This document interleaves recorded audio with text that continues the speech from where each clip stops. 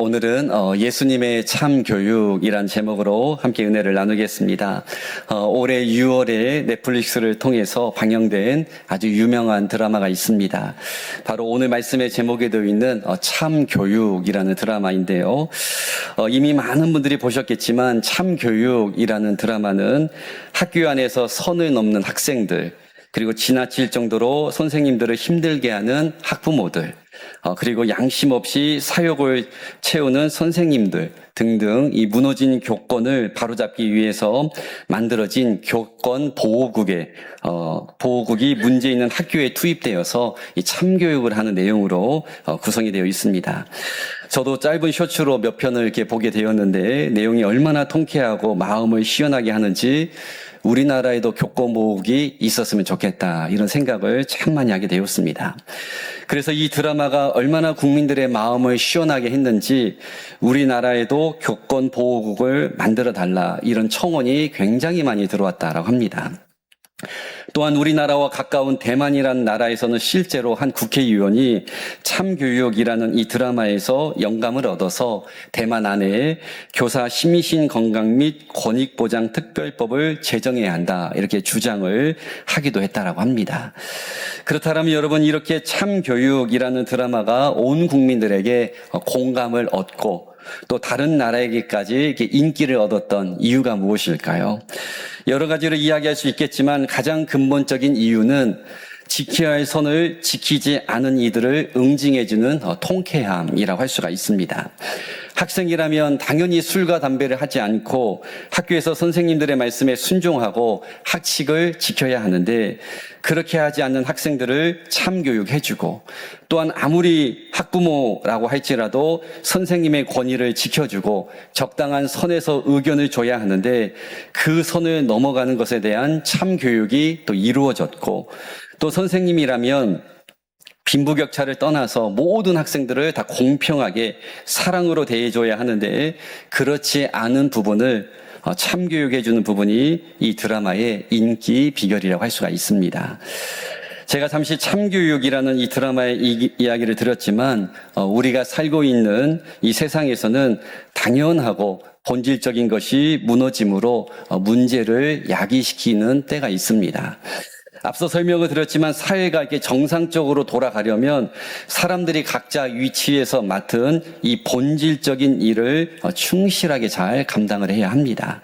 법관은 누구보다도 공명정대하게 법을 기반으로 판단을 잘 내려야 하고, 의사도 선한 양심을 가지고 상업적 이익보다도 생명을 귀하게 여기는 마음을 가져야 합니다.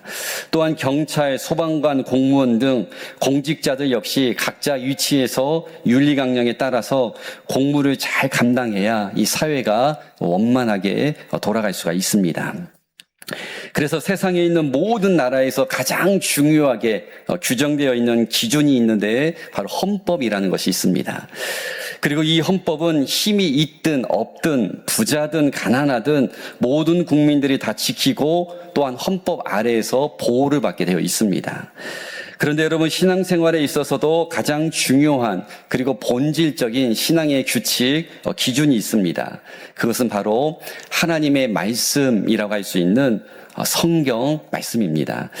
다시 말해 저와 여러분들은 각자의 생각대로 우리 각자가 세운 기준대로 살아가는 것이 아니라 이미 수천 년 전에 하나님께서 하나의 규칙으로 또한 우리의 사랑의 메시지로 주신 이 성경의 말씀을 따라서 때로는 우리의 삶을 절제할 때도 있어야 하고, 때로는 내가 하기 싫어도 내 생각과 달라도 하나님께서 성경을 통해서 그렇게 말씀하셨으면 내가 순종하면서 살아가는 것이 성경이 말하는 신앙생활의 본질이라고 할 수가 있습니다.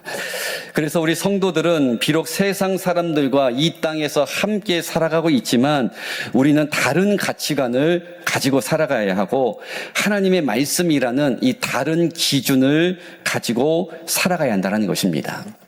그래서 세상 사람들과 우리 성도들은 말도 달라야 하고 행동도 또 성품도 가치관도 당연히 달라야 합니다. 그래서 제가 지난 금요일에 여러분들에게 한 가지를 꼭 부탁을 드렸는데, 우리 성도들은 절대로 일요일을 그러니까 주일을 일요일이라 하면 안 된다 제가 말씀을 드렸습니다. 우리는 주님의 날이라는 뜻으로 복음을 선포하듯이 믿지 않는 형제나 우리 지인들에게도 주일이다라고 선포를 해야지 세상 사람들과 같이 똑같이 일요일 하면 그건 안 된다. 제가 성경적으로 가르쳐 드렸습니다. 그래서 앞으로 우리 교회 안에서 일요일이라고 언급하면 벌금을 거두려고 합니다. 이제 우리는 주일, 주님의 날입니다. 선포해야 한다는 것입니다. 이렇게 성도는 언어가 달라야 한다는 것입니다. 세상에서 쓰는 언어가 아니라 우리는 성경에 나와 있는 주님의 날이라는 이런 성경적인 언어를 사용해야 한다는 것입니다. 그래서 여러분 신앙생활을 할 때에도 무조건 오래 하거나 열심을 하는 것보다 더 중요한 것이 이 성경이 가르쳐 주시는 대로 이 영적인 본질을 깨달아서 성도의 본분을 지키면서 하는 것이 더 중요하다 말할 수가 있습니다. 오늘 본문이 바로 이러한 내용이 좀 담긴 예수님의 참 교육이라고 할 수가 있는데요. 예수님과 제자들이 어느 안식일날 밀밭 사이를 지나가게 되었습니다. 그런데 제자들이 너무나 배고픈 나머지 그 밀밭에 있는 이삭을 좀 잘라먹게 되었습니다. 그런데 언제 따라왔는지 이 장면을 목격하고 있는 사람이 있었는데 바로 율법의 추종자였던 바리새인들이었습니다.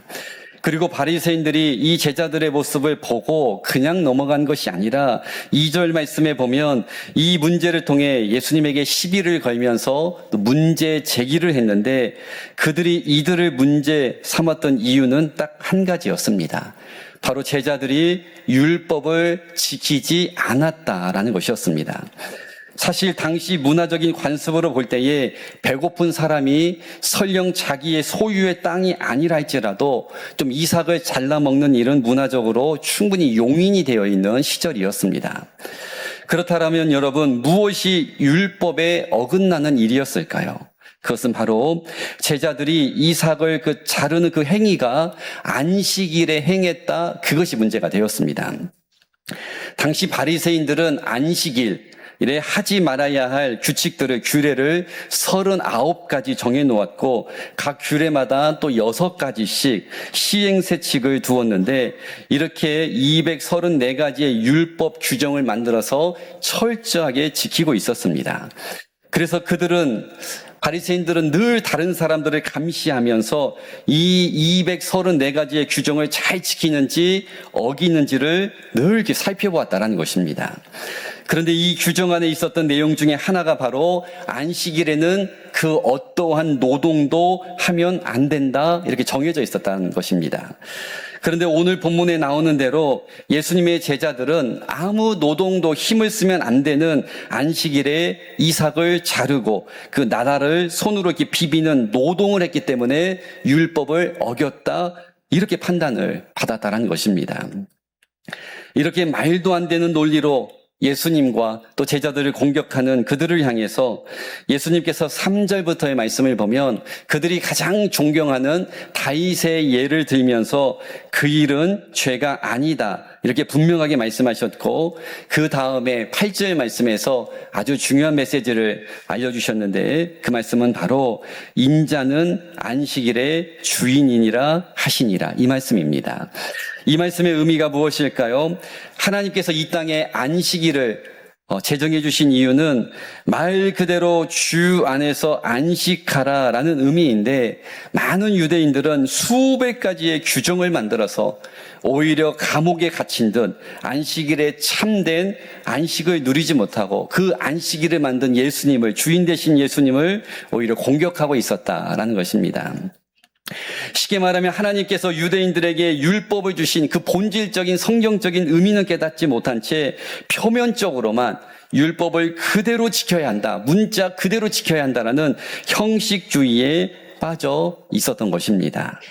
그리고 그 형식주의의 마음을 가지고 있는 것만으로도 문제가 되지만 오늘도 본문에 나오지만 바리새인들은 그 율법으로 그 형식주의의 모습으로 다른 사람을 비방하고 판단하는 등 하나님께서 정해주신 영적인 선을 오히려 넘어가고 있었다라는 것입니다. 이처럼 여러분, 우리가 하나님의 말씀의 본질을 잘 깨닫지 못한 채 나의 자의적인 해석으로, 판단으로 잘못 적용하면, 다시 말해 내 지식으로 하나님이 정해주신 이 말씀을 넘어서게 되면 반드시 신앙의 오류가 우리의 삶 속에 찾아올 수 있다는 것입니다. 그래서 안타까운 사실은 지금도 이스라엘 땅에 사는 정통 유대인들은 율법과 안식일의 의미를 잘못 적용해서 오히려 지금도 율법에 얽매여 살아가고 있다는 것입니다. 잘 아시는 것처럼 지금도 유대인들은 율법을 문자 그대로 지킨다는 이유로 안식일에는 엘리베이터도 이 누르는 행위도 노동이 되기 때문에 절대로 다른 사람이 눌러줘야 타지 자신이 직접 누르는 행위를 하지 않고, 또 음식을 하기 위해서 가스레인지를 켜야 하는데 그것도 안식일은 노동이 되기 때문에 누군가에게 돈을 줘서 대신 좀 해달라, 이렇게 부탁하는 굉장히 엄격한 삶을 살아가고 있다는 것입니다.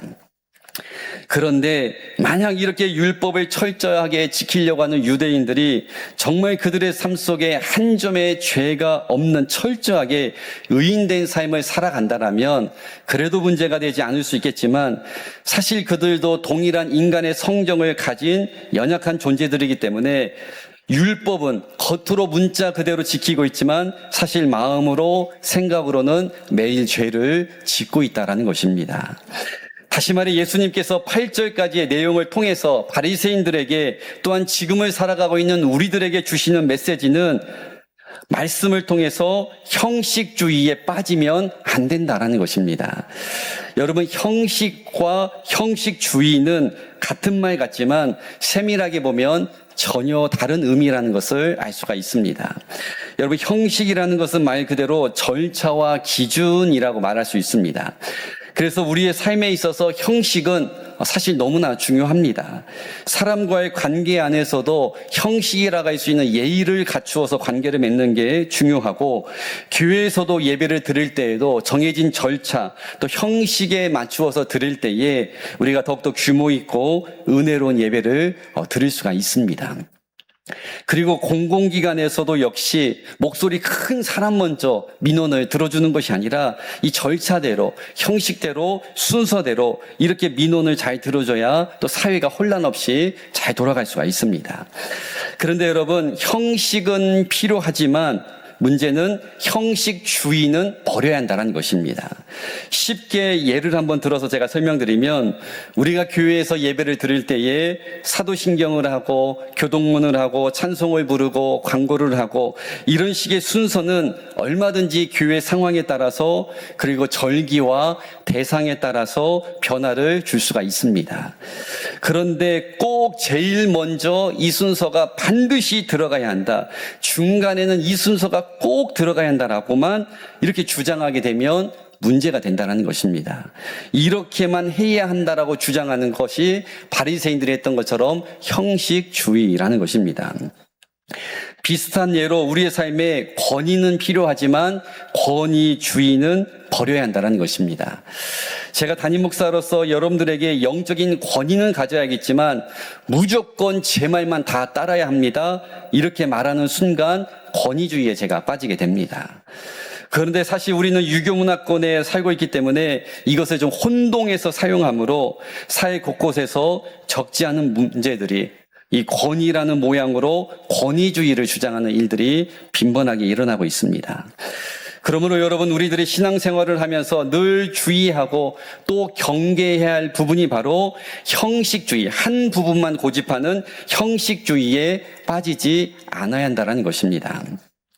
어떤 한 부분만 고집하거나 어떤 한 절차만 주장하게 되면 내가 속한 공동체에 반드시 어려움을 줄 수 있고, 오늘 본문에 나오는 바리새인들과 같이 내가 가진 기준으로만 다른 사람을 다 판단하고 정죄해버린다면 그건 역시 교만함이라는 죄에 빠질 수 있다는 것입니다. 그래서 여러분, 제가 여러분들에게 자주 설교를 통해서 말씀을 드렸지만 우리 모두는 나도 옳지만 다른 사람도 옳을 수 있다라는 영적인 생각을 가져야 한다는 것입니다. 좀 더 쉽고 부드럽게 표현을 한다면 우리의 마음 가운데 영적인 여백이 있어야 한다는 것입니다. 무조건 내 생각만, 무조건 내가 하는 형식만 주장했던 바리새인적 사고를 벗어나서 우리는 마음의 여유라고 할 수 있는 온유함, 겸손함을 가지고 다른 사람의 생각도 경청할 수 있어야 하고 수용해 줄 수 있는 영적인 여백이 우리 성도들에게는 준비되어 있어야 한다는 것입니다. 만약 이러한 영적인 여백이 준비되어 있지 않으면 늘 나만의 생각과 주장을 하게 되기 때문에 어쩔 수 없이 갈등과 다툼이 일어나게 됩니다. 그래서 여러분, 저는 주 안에서 넓은 시각, 이 넓은 마음이라고 할 수 있는 영적인 여백을 저와 여러분들이 반드시 소유할 수 있기를 바랍니다. 그래서 우리 백석교회 모든 성도들은 바리새인들과 같이 내 기준으로만 누군가를 판단하는 것이 아니라 예수님께서 말씀하신 것처럼 온유함과 때로는 인내로 우리 다른 사람들을 바라봄으로 삶 속에서 예수님을 보여줄 수 있는 성숙한 그리스도인들이 다 될 수 있기를 주님의 이름으로 간절히 축복합니다. 두 번째로 9절부터의 말씀을 보면 안식일에 바리새인들에게 주셨던 예수님의 참 교육의 내용이 한 가지 더 있습니다. 바리새인들은 율법의 박사들답게 이번에도 역시 또 율법의 문제로 예수님에게 또 한 가지 지적을 했는데요. 10절 말씀입니다. 한쪽 손 마른 사람이 있는지라 사람들이 예수를 고발하려 하여 물어 이르되 안식일에 병 고치는 것이 옳으니까. 자, 이 말씀 마지막에 보면 바리새인들의 주장이 또 한 가지 나오는데 역시 똑같은 내용입니다. 안식일에는 아무것도 안 해야 하는데 왜 병 고치는 노동을 하느냐, 이 문제를 또 제기했습니다. 그러자 이번에도 예수님께서 바리새인들이 잘 이해할 수 있도록 그들의 생활 속에 예를 들어서 설명을 해줬는데 11절부터의 말씀을 보면 만약에 양 한 마리가 있어서 안식일에 구덩이에 빠지게 되면 그 양을 구할 것인지 말 것인지를 물으셨습니다. 그런데 12절의 말씀을 통해서 알 수 있는 사실은 이 일이 생기면 모든 바리새인들을 포함한 유대인들은 즉각적으로 양을 구한다라는 것이었습니다. 왜냐하면 유대인들에게 양은 그 당시에 단순한 애완동물과 같은 존재가 아니라 양은 아주 큰 재산적 가치가 있는 아주 소중한 동물이었기 때문입니다.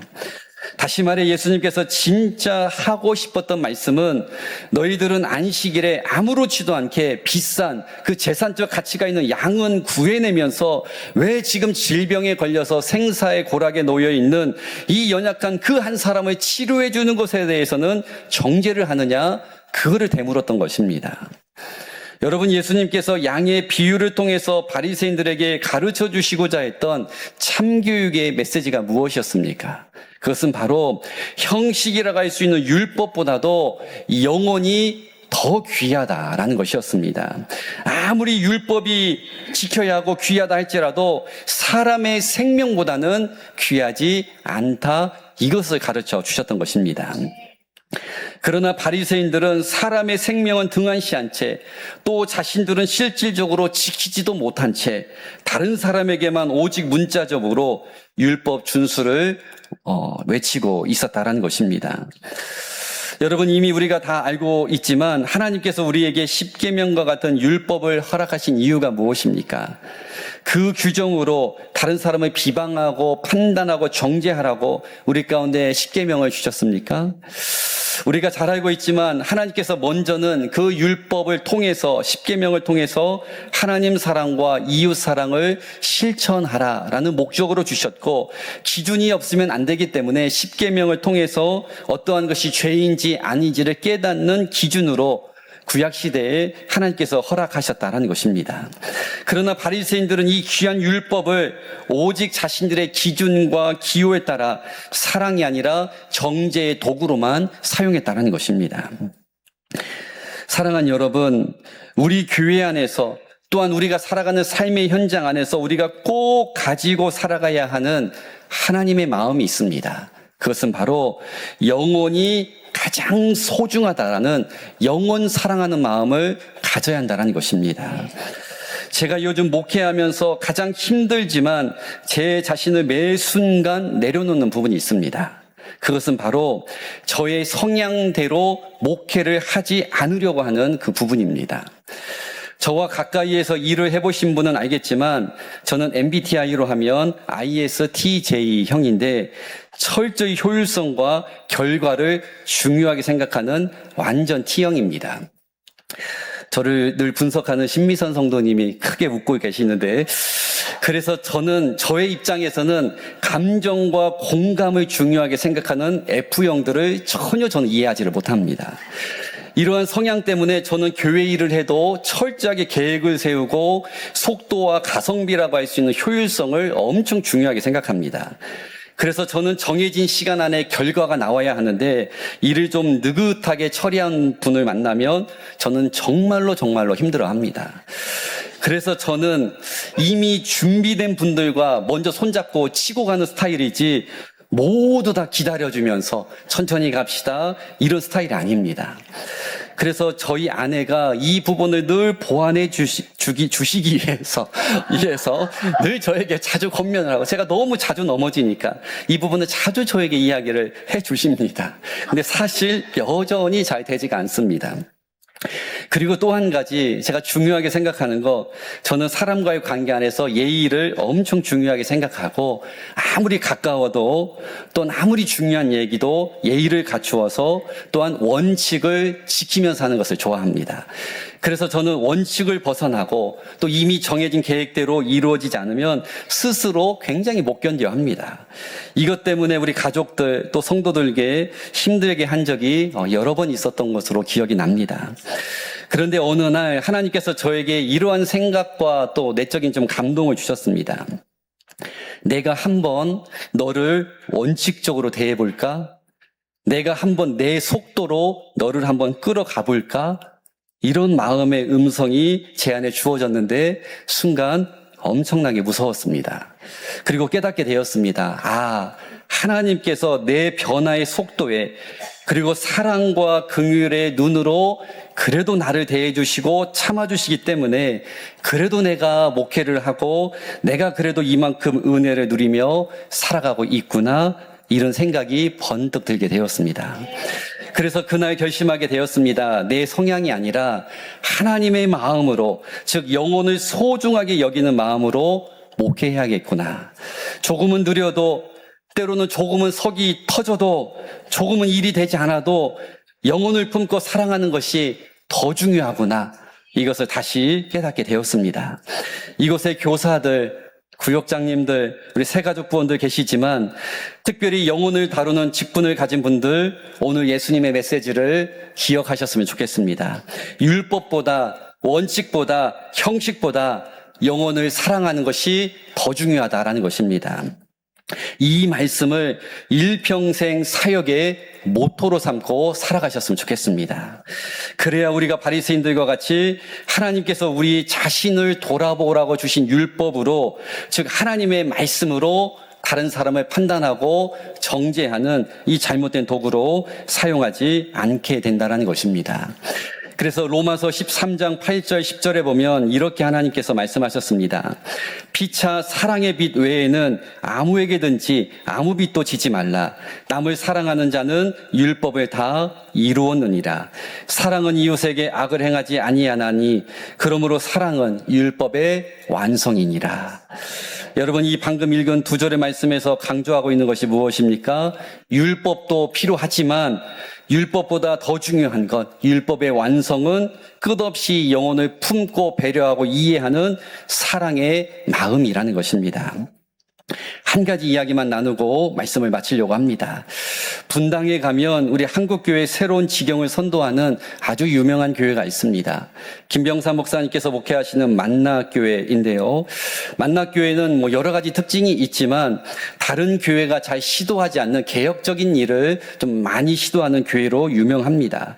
그래서 코로나 시절에도 주일날 뿐만 아니라 토요일에도, 주일에 시험을 보거나 출근하는 성도들을 위해서 토요일에도 주말 예배를 개설해서 성도들에게 한 번에 더 예배를 드릴 수 있는 환경을 공급했던 교회였습니다. 그런데 이렇게 수많은 새로운 시도들을 했지만 그중에서 제일 화제가 되었던 시도가 오래전에 있었습니다. 그것은 바로 교회 내에 흡연실을 만드는 것이었습니다. 처음에 교회 안에서 담배 피는 공간을 만들었을 때 수많은 교회와 성도들에게 비난과 항의가 빗발쳤다라고 합니다. 그러나 김병삼 목사님은 다른 이유가 아니라 영혼 사랑 때문에 이 모든 비난을 다 감수하고 지금까지도 교회 내에 흡연실을 유지하고 있습니다. 특별히 이렇게 흡연실을 만들었던 이유는 교회 다니지 않는 남편들이 교회까지 아내와 자녀들을 다 데려다 주고 주차하고 나서 교회 밖에서 계속 담배 피면서 가족들을 기다리는 모습을 계속해서 지켜봤기 때문입니다. 그래서 그들을 인도하기 위해서 밖에서 피지 말고 그냥 안에 들어와서 피라고 아예 흡연실을 교회 안에 만들어 놓았고, 그 흡연실 안에 모든 예배 실황을 볼 수 있도록 큰 TV를 달아서 말씀을 들려지게 했습니다. 그런데 놀라운 사실은 이렇게 담배 피는 사람이 무슨 교회를 나오냐, 담배 피는 사람은 절대 출입 금지, 보통 교회들이 다 이렇게 하는데 이거를 열어놓고 담배 피는 사람도 괜찮습니다, 들어오세요, 교회에서 피세요. 오히려 이렇게 하나님의 사랑의 마음을 가지고 그들을 품었을 때, 영혼 구원에 초점을 맞추었을 때 그 많은 남편들이, 그 많은 아버지들이 담배 피면서 말씀을 듣는 가운데 변화가 되어서 수많은 성도들이 구원받고 교회 안에 등록하게 되었다는 것입니다. 이처럼 여러분, 율법주의는 많은 사람들의 교회와 하나님으로부터 더 멀어지게 할 수 있지만, 율법의 완성이라고 할 수 있는 영혼을 사랑하는 마음은 많은 사람들을 주님 품으로 인도하는 강력한 힘이 될 수 있다는 것입니다. 그러므로 여러분, 오늘 예수님의 말씀을 꼭 기억하여서 삶의 현장에서, 또한 우리 교회 안에서 내 기준과 내 생각으로 바리새인적 사고를 가지고 살아가는 것이 아니라 우리는 늘 영혼을 사랑하는 마음을 가지고 또한 영적으로 넓은 여백을 가지고 살아갈 수 있기를 주님의 이름으로 간절히 축복합니다.